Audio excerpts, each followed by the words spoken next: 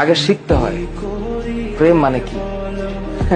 তোর প্রেমের সঙ্গেই কেউ শিখায় নাই, আমি শিখাই দিই, মাথায় রাখিস।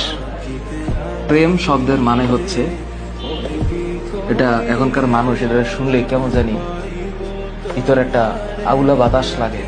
প্রেম শব্দের মানে হচ্ছে যত্ন। কেউ তোদের বলেছে? আজকে আমি বলে দিলাম, যার যত প্রেম তার যত্ন তত বেশি।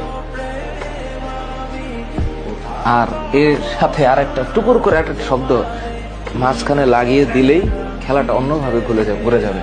এই যত্নের শেষে আরেকটা শব্দ আছে দায়িত্ব, আর যত্নের ডান পাশে আরেকটা শব্দ আছে শ্রদ্ধা।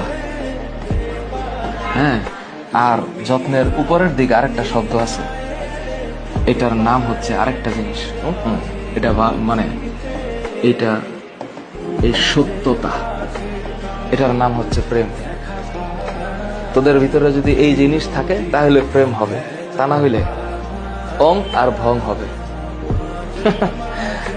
Always remember.